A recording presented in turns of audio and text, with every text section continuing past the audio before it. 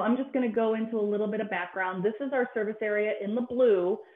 So as you can see, we do cover your county and the 48 counties of upstate New York. Kylie and I were just talking about the Adirondack region, and yes, we cover that. So we're a very, very busy office based out of Buffalo. The Watertown Chamber is part of a program that we call our Community Partner Program. So they work with us to bring information to our businesses that are represented in the area, and we bring them information that can help you guys as well. There is a BBB in New York City, and that's the area that they cover. So there are 2 BBBs in New York. There are 100 BBBs across North America, including Canada and Mexico. This is our website, which again is being rebuilt because everything changes. You know, nothing in the internet world is set it and forget it. I'm part of a team that's actually working to work to rebuild the website, but it's very simple. The first time we did this, we asked consumers, what are you looking for at BBB? The first thing they wanted the first thing they told us they were looking for is, we need to find businesses near me. The second thing was to file a complaint. Everybody knows that the BBB is the place where you go to file a complaint. We work as the neutral third party between you and the business to resolve that complaint. And the third thing was they wanted to leave a review. So that's why the website is set up as it is. And it's all geolocated. So if you go on our website right now, in that little part of the top where it says Gettsville, New York, yours will say Watertown or whatever town you live in that area. This is some of the programs that we offer. We do advertising reviews. So if you ever see an ad or hear an ad or see something online that you think is an outlandish claim, send it over to us and we will review it and work with the business to make sure that they are advertising honestly. And Lauren will get into the standards, that's one of the standards of trust of the Better Business Bureau. We have our scam tracker tool, which is fantastic. You can report scams there. You can look up scams there. The biggest thing is you don't have to lose money to report a scam. We had one of our coworkers this morning got a scam text from somebody saying they were Chase Bank. I have a Chase credit card. That would freak me out too. So these things need to be reported to us.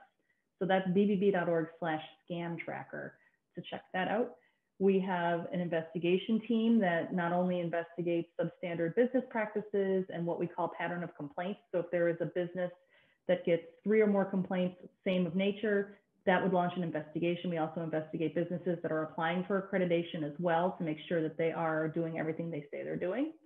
We have a charity review program. So charities are rated on 20 standards instead of the 13 factors for business accreditation. Charities do not have to pay for their accreditation, but if they want to use the BBB charity seal, they have to pay a small fee.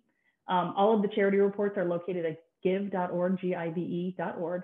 And then we also have, as I said, the dispute resolution services. I'm going to go to the Better Business Bureau. We still do that. So Lauren, I'm going to toss it over to you to kind of review the standards that the BBB businesses uphold. Before I get into the standards, it made me laugh when you said that about the scam tracker. I happened to get a scam text right when we logged on with Kylie this morning. So that was crazy. I got one about a delivery scam. So even us with our BBB phones, we're still getting scam text messages. But our standards, like if a business wants to become accredited, they need to show that they value these 8 different standards of trust. So one is building trust. The second is advertising honestly, which is just saying that you are in your advertisements that all your claims that you're making in there are going to hold true when that customer goes to the store. Telling the truth, which ties into advertising honestly, always being transparent. So you're not hiding anything from the consumer that will maybe hurt them in the end with their contract with you, whatever it may be. Honor your promises. So if you promise a customer that if they signed with you in the next 2 weeks, that maybe you'll give them $100 discount on your signing contract, and uphold that. So whatever promise you make, honor it. Be responsive. We're going to get into this a lot later when we talk about reviews, but always responding to a customer and helping them sort out a situation if it's negative, or just thanking them if it's something that's positive. Safeguard privacy. So especially if you're using credit cards on your website, anything like that, if you're taking people's phone numbers, their addresses, that you're going to keep that in a safe and secure place, and you're not going to sell it to a third party. And then embodying integrity. All right. So, the interesting thing is, so we have these 8 standards. How can you apply BBB standards to your marketing strategies, which is, the crux of this presentation that we put together for you today. These are the ones that Lauren was just talking about. Trust, honesty, and responsiveness are the best ways to do business in general, because you never want to be the person who's calling me for an hour explaining a whole situation with a customer. But first things first, I'm assuming a lot of people Google themselves, they keep up with what's going on. You definitely want to keep an eye on what's going on with you online. I always love this. Why is it so important? Because you want to see this. I love this product, 5 stars, great place, friendly staff, easy to communicate with. You never want to see this when you look up your business. Your little pin and somebody saying that your business sucks. And it was interesting. We were talking, last week, we had a Google My Business webinar with our Google business partner, and she was going through all the things that you can do with your Google website or your Google page. That is literally the first thing people see when they look up your business. They're going to see that's a picture of our Google listing. So just a few things you want to do is you want to make sure you have an account. I think it's google.com/business is the link that you would use to set up your account, verify your account. You can't just set it up. You have to be verified. They will send you a postcard with a code on it. It's not that easy to set it. It's easy to set up if you are the right person. It is hard for somebody to get in there and set up a fake Google account. So they do a really good job to make sure you are who you say you are. You want to make sure that your hours of operation are accurate. A lot of people are running reduced hours because of the pandemic, because they might not have enough staff, or because they just it's just easier to run different hours. So you want to make sure that's accurate. One of the biggest things, I used to travel a lot when I, with our community partner program. Have a picture of what the front of your building looks like, because I will sit in a parking lot with my phone looking to make sure I have the right building. That's really critical, especially if you're in a plaza or if you're in an area where all the buildings look alike. You definitely want to make sure that on your Google profile, you have a shot of your building. And then, I don't know if a lot of people know this, but you can post things on your Google profile like you would on any other social media, and Lauren will get into posting later. But it's just a really great way to share information without them having to go somewhere else. So it's just really good to have a post, tell people what you're up to. We do a lot of webinars, so we put our webinars over there. So if people want to sign up for them, they're able to. And the biggest thing with the reviews, and Lauren's going to talk about reviews later, but our Google presenter said this. She's like, don't let others tell your story. Make sure you're responding to these reviews, that they're there. A lot of people don't know these Google reviews are there, and they send you an email when you do have your profile verified saying, hey, you got a review. So you definitely want to respond to those. Can I add a couple things real quick about Google My Business? Yeah. One thing is, if it's a holiday, make sure you update your holiday hours. And Google has been great too about emailing us around when a holiday is about to happen. So if your hours are different, we just had Columbus Day. So if you were closed, making sure that you go in and say that you're going to be closed that day, because people, especially if they're off that day and they want to go to your store, they want to cross a few things off their checklist, they know if you're open or not, especially if you say that you're open and you happen to be closed, and then you go and show up and your hours are different from what's listed compared to what they're seeing in person. That's going to make them angry and not want to come work with you again. So those little tips. And then, as Melanie said, you can put updates on your Google My Business as well. So if you're having a sale, if you have an event coming up, even with the chamber, if you have a networking event coming up, you can have an event listing on there with a link to register to it. So there's a lot of different options you can do on that Google My Business page, and it's absolutely free to you. And they have great support online. Google has really great support for people who, a lot of people aren't that familiar with it. So it's just easier for them to reach out to Google, and they will work with you to set that all up. So it's really fantastic. The next big thing is your website. And a lot of people, again, we talk about websites as it's not set it and forget it. You've got to get in there. You've got to update stuff, especially now. On every page on bbb.org, there is a pop-up that says, because of the pandemic, a lot of BBBs are running on reduced hours and the complaint process might take a little longer. And, we have a big disclaimer that our office is, well, there's people in the office, but not everybody's back. So, and we're not accepting visitors. So you just want to make sure that you have that messaging to your customers that, again, the updated hours, because if somebody's interested in your business and you don't have a Google profile, they're going to need to look at that on your website.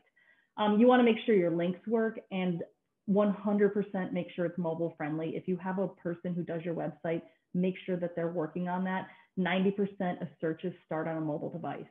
So you want to make sure that your website is mobile friendly, because if it's not, if you're like me and you're older and you can't see and you're doing this to see hours, that's kind of a turn off. So you want to make sure that is definitely mobile friendly. Is it visually appealing? Do you have newer photos, or the photos dated to the point where somebody will be like, that seems like that was 5 or 6 years ago? That really affects how people think about your business. 75% of consumers judge a business based on their website. So these are really important things to think about. Is your website compliant with the Americans with Disabilities Act? That's a whole webinar in and of itself. Lauren, I don't know if you want to jump in and talk about that real quick, because I know you've done those webinars in the past. One of the things that they're looking for is, if you click tab when you're on your website, click the tab button that's on your keyboard and see if all your links that you would normally click on, if you aren't blind, for example, if you click tab, does it go to each of those links that are on your website? If not, you're going to have to go back in. I'm not an expert on that, so I would talk to someone who is ADA compliant resource for you. But if you don't have all those different tabs as an option, if someone is going through on a reader, for example, and it's saying what the links are for them, if it's skipping over something, that might be that link that they were looking for, and then they won't be able to access that information. Another thing on your photos, one quick side note, make sure you don't have stock photos either. I mean, of course, if starting off, you can use a few stock photos, but people want to see what it is that you actually do with your business. So the more personal photos that you have up there of your actual employees and your actual customers, the better. And people are going to be excited to see themselves on your website too. But the pictures, oh, were you gonna say something, Melanie? I was gonna say, even like if you take pictures of your employees, they're more likely to share, hey, look, I'm on my business page on their social media. But that's, again, we'll get to the social media stuff later. Another thing with ADA compliance, if you have any pictures or videos, make sure you have a caption with it that's linked to it. So if they were to hover over that photo with their mouse, it would explain what that picture is. Keep in mind too, this is something I didn't really think of until I went to an ADA seminar, and they talked about people who are colorblind. And my father is colorblind. It's not every color, but he mixes up a bunch of them. And that actually happened yesterday. We were on a walk and I said, do you see that blue house over there? He goes, which one's blue? Because he didn't know which one was blue, which one was gray. He confuses those colors. But keep that in mind when you're designing your website. Are the different colors of your page going to contrast with one another, or maybe look like one another if you were to be colorblind, so that your text would blend in with your background? So keep those items in mind when you're building your page, to make sure anyone who needs certain different types of access to it would be able to get all the information they need. Absolutely. And then just wrapping up website, if you have social media accounts, you want to make sure that you have the buttons on the bottom to send people over there, because we always tell people, consult more than one source when you're looking to hire a company. And you want to make sure that you take out any of the old social media accounts, get rid of the Vine tab, the Google Plus, the things that don't exist anymore. And always put your best foot forward. So if you are a rock star on Facebook, make that the first icon. And if you barely post to LinkedIn, put that down the end. Know where your customers are and then target them through that. This was a big one during the pandemic. If you laid anybody off, or if anybody left and they have admin access to any of your accounts, make sure you shut that down. You never know who's out there with access. So you want to really keep close tabs on who has access to your website or your social media. Can I tack on to with the making sure that your links are all working? There's so many websites that I go on each week, because we do a Milestone Monday post celebrating all of our accredited businesses that are celebrating 5, 10, 15, the 5-year anniversaries. And then Wednesdays, we do a Welcome Wednesday series welcoming our new accredited businesses. So multiple websites every week, and I can't tell you how many times I go on a website and I go to click on their social media link and it either doesn't link, or it links to, if they went through Wix, for example, it links to Wix's Facebook page. Yeah. So make sure if you do have that social media button on your website that it does actually link to your account. And if it doesn't, just get rid of it. You don't need it. Yeah, you don't want to give people false hope that you might have a page out there. The directories are everywhere, and they auto-generate based on what they pull off the internet. When I started back in 2014, I had to go through dozens of directories that either called us BBB of Western New York, BBB of Buffalo, BBB of Syracuse. So we had to it was like a whole day of just going through directories and making sure all of our information was updated. Because you never know where somebody's going to land when they're searching for your type of business. So you want to make sure even those free directories that your information's updated, that your business is listed. And if you are part of an organization that you've either forgot about, or they might have the wrong information, reconnect with them, see what they're up to, see if they have anything, any kind of educational programming, or, how to update those directories, things like that. Email marketing. Okay. A lot of people have their cameras off, but I am just over email. Certain companies send too many emails. Other companies don't really send a lot of email. And then I'm like, oh, look, there's XYZ. I'm going to open that email. One of the biggest things that I've been keeping in, I manage our email marketing in our office, is our unsubscribe rate is one thing I've been keeping an eye on. And it's insanely low. We maybe get 1-2 unsubscribes a month. Our open rate's pretty high compared to industry standard. But just because somebody's not opening your email, if they're not unsubscribing, that means they're not gonna, they want to hear from you, but they want to hear from you when they need you. So they're going to keep your email around. So number one, I need to move these bullets, beware of email fatigue, because it's real. I open my email every morning and I'm like, all right, who do I need to hear from today? Send updates on what you're doing for your customers. Definitely let them know if you're having a sale, if your hours are reduced, or if you're going to be open on a different day that you're not normally open. So those types of emails are really important. So you definitely want to send those, but not multiple times a day. Let them know about the changes, the way you operate your business. Remind them, either just in a separate email or in the email, to follow you on social media or to write a review. And we're going to get to that, I think, next. But again, just, keep an eye on how often you're emailing, what you're emailing, and keep an eye on those numbers. You want to keep your open rate pretty steady, but you definitely want to watch the unsubscribes, because again, they might not need your email that day, but they may need it come the holiday time. So it's definitely something to keep an eye on. Do you have anything else about email, Lauren? Or nothing that comes to mind. That was pretty much the bulk of it, what I was thinking. Yeah. Well, I actually build our emails that go to our businesses every month. And yesterday I spent the whole day really immersing myself in the experience, because I want to make sure that the businesses that are members of ours are getting the best information we have, the most timely information we have, and the stuff that really matters to their business. So yeah, it was an all-day process, but I'm hoping that we get a lot of good feedback out of that email. So I'm going to toss it over to Lauren to talk about customer reviews. Thank you. As we talked about earlier, trust is a huge part of what we care about at BBB, and it's our first standard for accreditation if you want to become an accredited business. And I'm going to start off with this quote: "Who are you more likely to trust? A salesperson who will profit from your purchase, or a customer who has experience with the product you're considering and can give you an honest review?" So think about that one for a second. For me, I like looking at customer reviews. I'll listen to the salesperson, but I want to know what people like me actually experienced while using the product. So don't be afraid to ask your customers for reviews. A few little stats for you.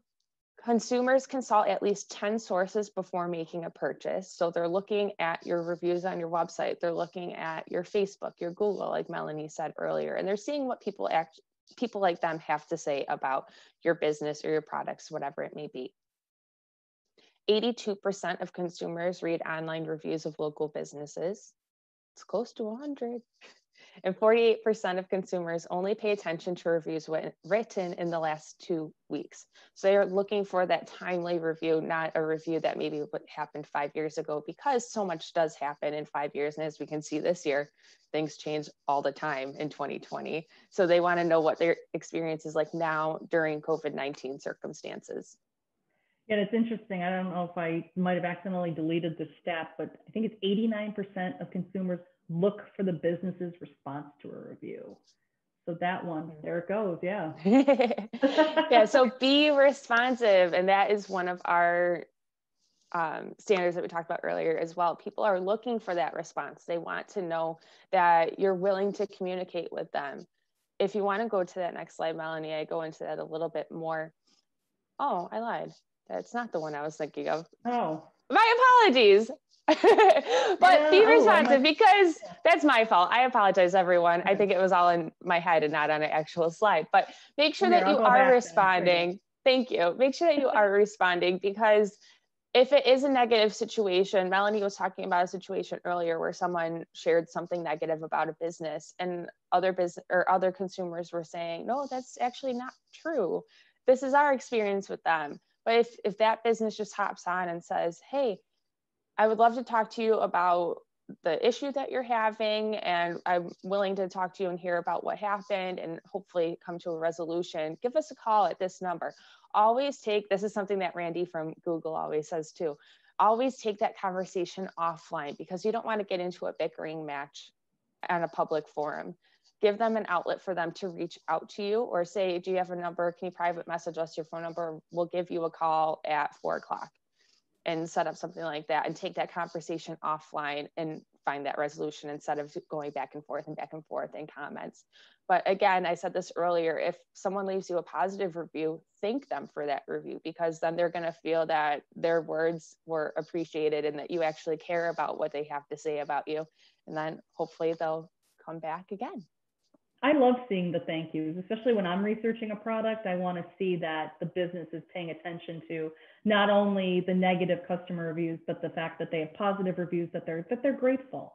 I mean, even like the big companies, you know, you want to make sure that they're grateful for your business. They're grateful for every dollar they earn from that sale. So that's a good one. I had a thought, but I'm going to let you finish because I can't remember what it was. If it comes to mind, feel free to interject. Now we could go on to targeting your audience. There we go. It's really important to find out what your audience likes. So find out who specifically you want to be reaching. Is there a specific age group? And then find out where you can find them. For example, Facebook is more of that middle-age type age range. If you go on Instagram, there's a lot more millennial generation, or even a little bit younger. Was it Gen Z now? I think so. Is that so. what we're on? All letters are getting confused in my head. But figure out which source it is that you want to use to help target them. If you're just wanting to do email, then usually those middle-aged to older adults are the ones opening up emails, unless there's a different stat that you could think of, Melanie. But no, I mean, email. It's always going to be there. My age, we're all on social media for the most part. Obviously not every single person, but if you're trying to reach millennials, social media is the place for you to go. And then advertise to them. Don't be afraid to go in and place an advertisement on social media to promote your business. And you can really target into specifics too. I just did an ad recently for a public speaking group that I'm in. And I targeted it to a specific location. So I did the location of where we typically meet, and then the neighboring communities. And then you can target to, again, that age group that you're trying to hit, or you can even do it based on interest. So I know on Facebook specifically, you can do it if it's people who are interested in cars and you are a mechanic and you're trying to target those people who are looking for car maintenance, or if you're a dance studio and you're looking for people who are interested in dance or the arts or something along those lines, that line, then find that target and try and really get into those people who are interested in what it is that you have to offer. Then share visual posts, because people want to see what it is that you actually do. Share photos. Melanie and I have been doing a lot of videos lately, and we notice that people like seeing the people from our office. So they like seeing me talk about something or Melanie talk about something versus just us sharing a link to a page for them to go read an article. Talk about the article that you're sharing, how you can help them with it, and then give them the link so that they can go and read more if they are interested in reading more. And then update your stories. I believe, hopefully this time I'm right, the next slide is more about our stories. And going live, you can do it in your stories as well. So a story, or going back to stories for a second, those last for about 24 hours on your Facebook, Instagram, and now LinkedIn also has a story feature as well. So if it's something that's a short time, like you're having an all-day sale and you want to promote it, you can do that in these little story segments. Or you can go live, which means that kind of like how Melanie and I are doing now, we're talking to you live, and then this video could actually be streamed through Zoom onto your Facebook account, which is a really cool feature. What's great about going live is you can have a Q&A with someone. It could be someone in your office. For Melanie and I, we are talking about bringing in a few people to come live with us and talk with us on our live streams. We do it every Tuesday at 11:15 if anyone's ever interested in seeing how we do it on our Instagram. But it shows what you're doing now. You can talk about a specific topic. For Melanie and I, we kind of talk about what's happening in that week. If there's any scams that are happening in our area that is a trend and we want to get people aware of it. If we have any upcoming webinars, those exciting events that you really just want to talk about and share with your viewers.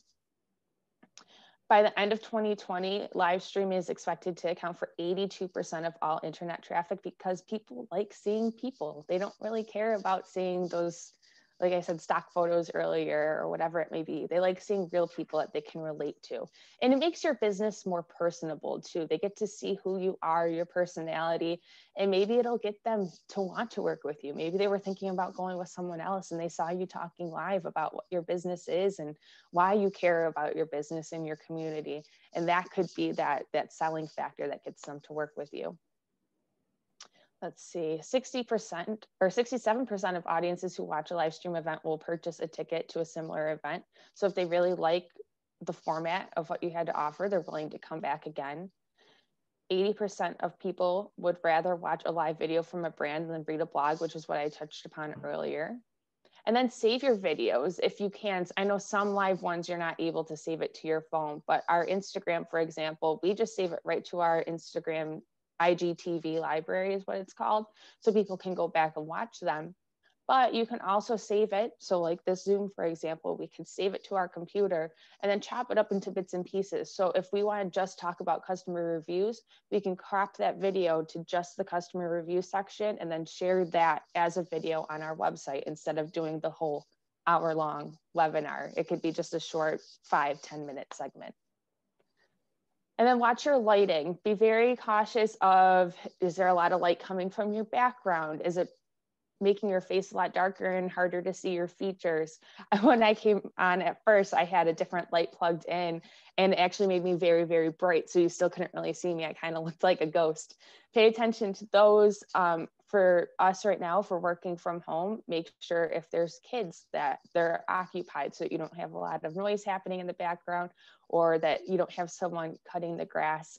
Be conscious of those different little factors that can get in the way of your live video and distract the viewer. One of the best things about going live, though, is the second you hit that live button, anybody who subscribes to your page or likes your page gets a push alert. Yep. So it's also great brand awareness that, oh, Better Business Bureau of Upstate New York is live. If I don't open it, at least, you know, if somebody doesn't open it, at least they saw our name that day and will remember us. So that's, I think, one of the best features of live is that no matter what, somebody's getting a push alert on their phone saying you are live. So that's my favorite thing about live. And it's fun. Yeah, what's fun with that too, when we're on Instagram specifically, when we go live, I notice because only one person can be on our BBB account at a time. So normally if I'm hosting it from a BBB account, then Melanie goes on from her personal account. And what's fun is then all of your followers on your personal account get that notification too, that Melanie McGovern is live with BBB of Upstate New York, or vice versa, if it's me that's going live with BBB. And then we noticed that some of our friends then log on and start watching the video. So your friends then get notified and can learn a little bit about what you're doing as well. Don't be afraid to have a contest. That's a fun way of getting people involved on your account. I just entered a contest recently and I won and I was so excited. You never win? I just won for a second. I won my second contest this week. I'm so excited.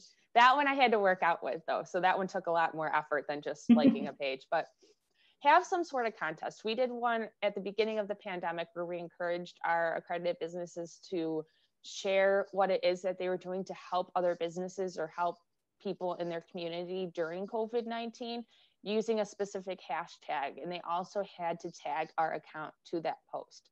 So not only is it sharing, or were they sharing what they were doing with their community, they were putting our brand out there because we care about what's happening with the community. And then they're also using our hashtag. So then you can go and click on that hashtag and then they can see some of our posts too. So we usually do start with trust, but you can pick one that relates to your business, of course.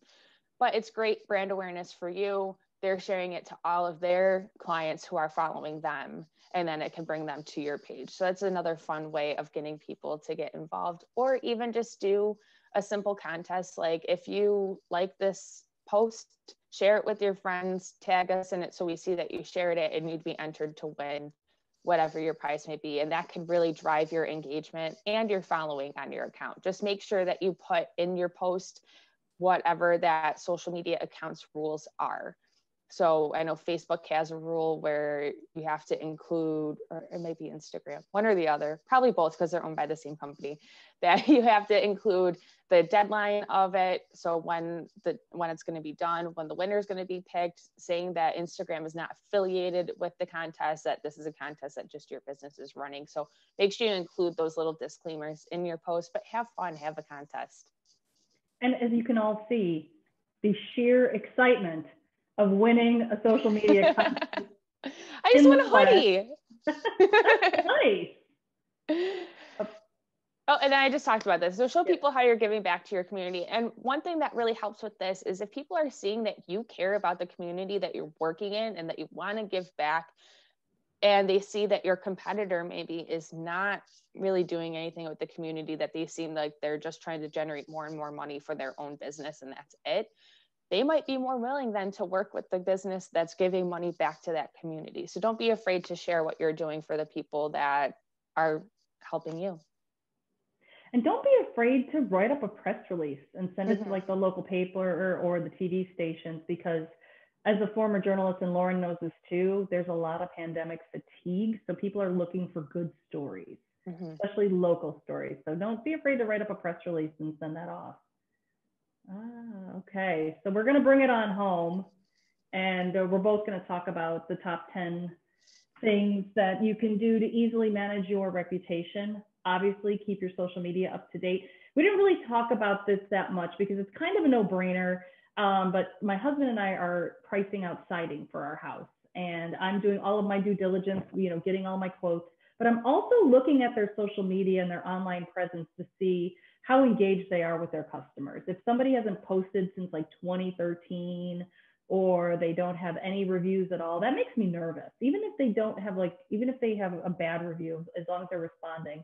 So you definitely want to keep that social media up to date. You want to engage with your customers and potential customers through those channels.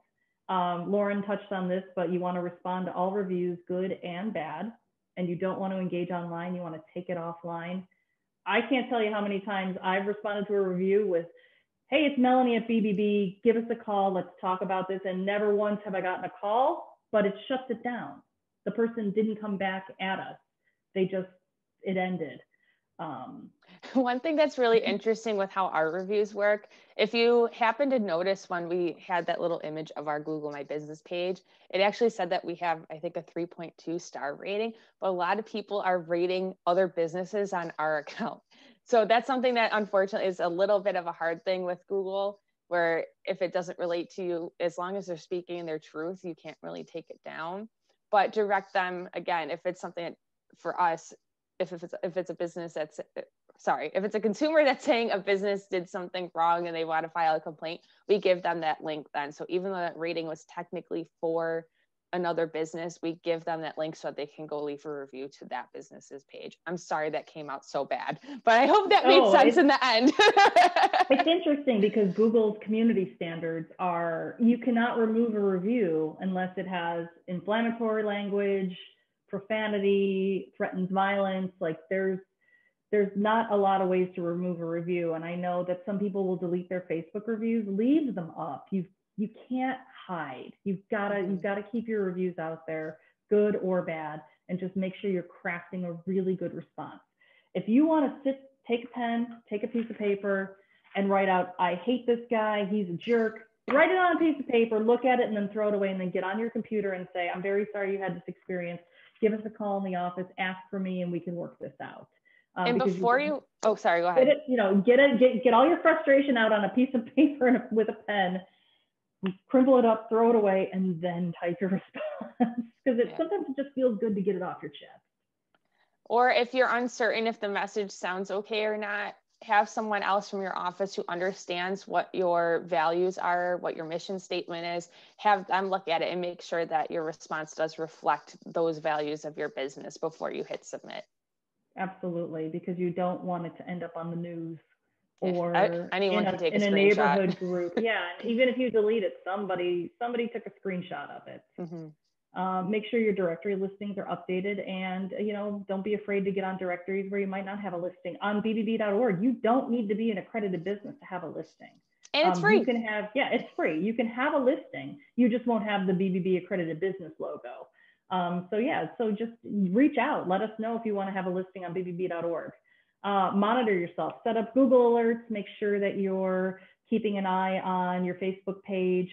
We have the Facebook Business app on our phones, and anytime somebody writes a comment, we get an alert. So it's really, there's so many free tools to monitor yourself online out there. This one's huge for me. Now, Lauren, I know you just had a lot of work done at your house. Mm-hmm. You run into any times where a company's voicemail was full, or their contact form never was responded to, or you shot them an email and they never wrote back? I feel like that did happen once during this pandemic time, but I can't remember the specific. But I got a lot of work done on my house this summer. So I talked to so many different businesses, but I think there was only one that took a while when I reached out, and it took them a while to respond. And at that point, I already made my decision. You definitely want to keep the voicemail open. Mm-hmm. You want to respond to the contact forms, even if it's, hey, we're not going to be able to get to you this year. Then the consumer knows, okay, that's good. They let me know, and now I can move on to somebody else, instead of sitting there like, company X never got back to me and I really like their prices or whatever it is. You definitely want to respond to those voicemails, emails, and contact forms, and make sure that there's nothing worse than calling a company and having, oh, the voicemail is full. Okay, next. You're losing customers that way. So make sure you're keeping everything open. We talked about monitoring your website, social media, and other places for daily comments or reviews. This goes along with the live video stuff, but become an expert. If you have a small, all I can smell is kettle corn, because I bought kettle corn the other day and it's sitting in my office. If you have a kettle corn shop, make a video of how to make kettle corn, or how to bag it up so it doesn't get all sticky, things like that. Anything you can think of that you are an expert in, you want to do a video on. We do our videos because we are experts on spotting scams and giving advice on scams. So we have our expert videos. They're super easy. All you need is a phone. You do not need fancy video equipment. We were on a call with some colleagues and they're like, well, video is so expensive. And we're laughing. We're like, just use your phone. There's so many free video editing. So there's video editing. If you have an iPhone, there's iMovie. There's a ton of different things, and you can learn how to edit them, or just go live and not have to worry about it. We talked about getting involved with community outside activities.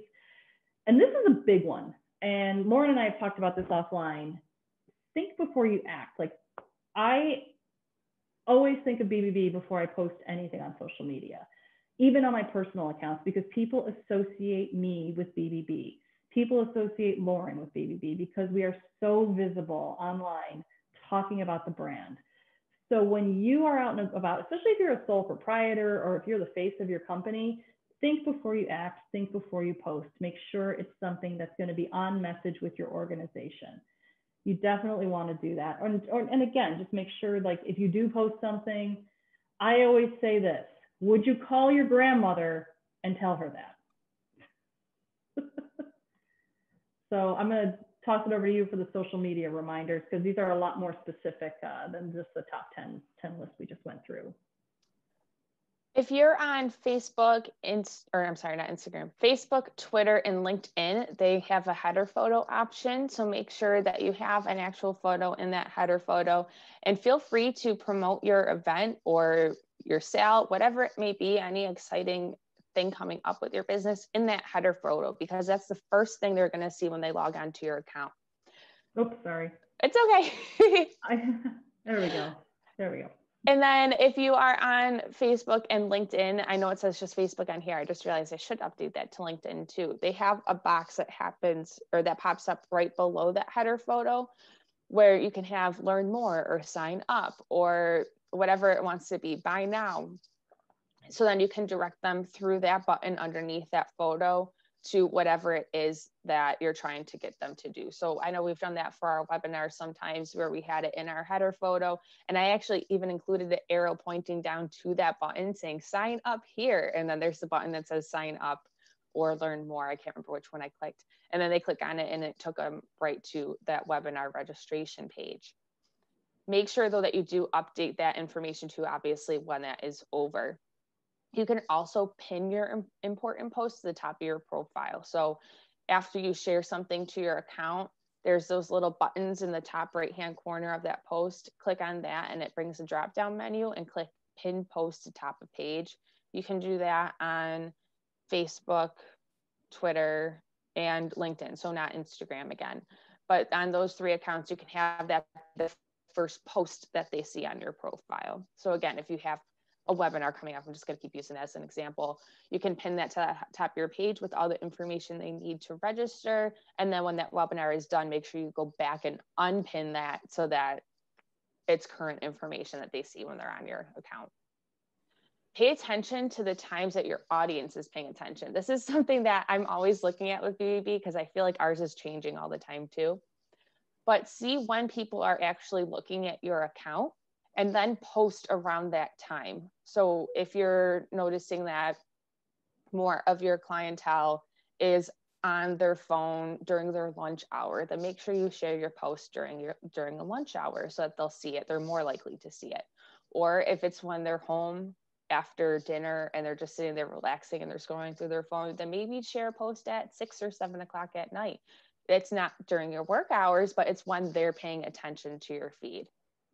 Use hashtags if you know what they're for. So sometimes there's trending hashtags, especially on Twitter and Instagram, that a lot of people are using. But before you use it on your account, make sure you know what the actual hashtag is about. You don't want it to be a negative hashtag that you're using on a positive post, and then people are going to be commenting on your post how you're using that inappropriately. How dare you?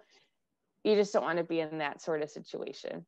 It's sad how many brands do that. Mm-hmm. I've read a lot of articles about what is it, like a hashtag hijacking, I think it's called, where they like when Kobe Bryant died, people were just putting like RIP Kobe on posts just talking about their business, and it was like, ugh. Yeah, don't use a hashtag inappropriately. Yeah, it makes your business look bad. Be human, make your post relatable. Again, share pictures of your actual clients or your actual employees, and have people excited to see who it is that you are as a business. If you're volunteering, show that your business is volunteering. So be human. Look at your competitors, see what it is that people are interacting with on your competitors' account too. Or is there something that they're doing that you're like, that's a really cool idea. Let's do that, but make it our own. Be a little creative and match it to what we stand for, but have that similar look to what they're doing. And create a calendar to help you keep up. For BBB, I create a calendar midway through every month to set up what's happening for the next month, because we have a lot of our usual posts that we do. Like I said, our Milestone Monday, our Welcome Wednesday. We do a Tip Tuesday video series, but so I put down that we're doing Tip Tuesday, but we don't necessarily know what we're going to talk about until the week prior. But I still have that on our calendar, Tip Tuesday video, a scam tracker report to let everyone know what scams happened a month prior. But create that calendar to kind of give you that idea of what you're posting and when, and then you can track on that calendar too. Okay, people didn't really resonate with this post, but they really liked this one. So then try and find out what post it is that people are engaging with, and then alter your calendar for that for the next month. Again, make sure all your links and information on your websites and profiles are working. Melanie actually said something I meant to say earlier, but if you have that button on your account and it goes to your Facebook page, but you haven't posted on your Facebook page since 2013, either update your Facebook page or take that off of your profile, because people don't want to see old information. And respond. We can't say that more. Just a few other reminders, and it's stuff we were talking about. And, again, we're not done with the pandemic. I know in the North Country, you guys always had really low numbers. In Western New York, we're starting to trend lower. But you definitely want to keep an eye on the information coming from the governmental organizations like the CDC, any kind of travel advisories. I know New York keeps adding states. I think Ohio and Michigan were added back again. So you want to keep an eye on that. Department of Labor, if you have employees who are out of work or anything along those lines, and the FTC, especially for, we have scam alerts, they have scam alerts, they might know of a scam that we don't know about and vice versa. So it's always important to check those resources. And again, the SBA, the SBDC, check in with the chamber. I know Kylie works with all those organizations as well. So that's just a really good way to stay up to date. Maintain that positive reputation. Don't do anything that makes it look like you're taking advantage of what's going on. You want to make sure that you're being, honest, promoting honesty, truthful, that you really genuinely care, that you're not marking up prices. This goes back to when the pandemic first started. You definitely want to keep your reputation intact. And then just be honest. We had a situation at our gym where, quote, an anonymous person said that we weren't wearing masks, and I'm in that place every day. And if they weren't wearing masks, I wouldn't go. But you just want to make sure that you're letting your members or your customers know that, hey, if you don't have a mask on, you can't come in. Here's the hand sanitizer. Here's the X on the floor where you need to stand. So you want to make sure that you're showing them how you're adapting to, and I almost made a whole presentation without saying it, the new normal. So I guess, Kylie, if you want to jump back on, if there's any questions we can answer. I know we went a little longer than normal, but there's just so much information and we could probably go for another hour. Sure. Thanks, ladies. And if there's any questions, please feel free to add those into the chat box. And while we're waiting for anyone, if they have questions, to enter that, I was hoping maybe you could talk a little bit about the various social media platforms. And does every business need to be on all of the platforms? Because I think sometimes there's a misconception that they do. That's a great question. And you do not have to be on all the platforms. Similar to what I said earlier, find out where your target audience is. So if you are strictly just targeting millennials, then maybe just go on Instagram. If you're strictly targeting middle-aged and older, maybe go on Facebook. Or if it's something that, if you're a business who just wants to share quick little updates, and maybe Twitter's your place that you want to go. So find out what it is that your audience is looking for, and then figure out what you're looking for as an audience, and then find that platform that matches you. So don't feel like you have to be on everything, because that can be overwhelming too, especially when you're trying to schedule posts. But yeah, you don't have to be on everything. Yeah, it's interesting. Before Lauren worked with us, I was managing our social media, and I would see some of our companies with Twitter accounts, and they had 0 posts, 0 followers. I'm like, you might want to take that down. Mm-hmm. You don't need to be everywhere. I always say, pick a platform and own it. Mm-hmm. Be awesome at it. Don't be afraid to ask your customers too. Send out a survey, find out where they are, have them tell you where they are. find out what kind of posts they're interested in finding out more about. So if they want that industry, that expert perspective, then have different options for that. Do you like videos? Do you want us to do how-to videos? Do you want us to show you how we use our products at home? Find those different sources from them and then build your social media profile based off of their feedback. Excellent, thank you. Well, there are no questions in the chat function. Do you have any closing remarks? I appreciate all of your tips and tricks and, you know, just the top 10 things to pay attention to. It's so important right now, especially to keep up with our online profiles and making sure we're putting relevant information out there. Do you have any closing remarks before we close out for today? Thank you. It was very exciting to speak with all of you this morning. If you do have any questions, I know Melanie has that information on our page, but feel free to also message any of our social media accounts, because myself and Melanie receive those messages to our phones too. So if you forget that email address in particular, don't hesitate to reach out on our social media. Yeah, that email goes right to me too. So you're not going into a random inbox. That comes to me, and I'm notoriously always on my email, so I will respond. It's interesting. Like I said in the beginning, I've been giving this presentation for so many years, but every time I get a request for it, something changes. So again, the stuff isn't set it and forget it. It's like, I'm using the gym analogy again. It's like your gym membership. You've got to use it to get results. So you've got to make sure that you're updating your website, that you're updating your social media, that you're responding to reviews, that you're just really taking care of your online reputation, because that's the first thing people see. Word of mouth isn't going to be around in a few years. People are just going to go right to their phones. They're going to go right to the internet, and they're going to start looking for companies. So it's really important to make sure you're always putting that best digital foot forward at all times. Excellent. Well, thank you so much, ladies, for joining us, and for everyone that joined us live today. This session was recorded, and we will put that up on our YouTube channel and shared on our website. Our next coffee talk will be on October 29th, and we'll be discussing guerrilla marketing with Liz Lonergan from the Small Business Development Center. So please make sure you tune in on October 29th. That will be a fantastic conversation with some really creative marketing techniques.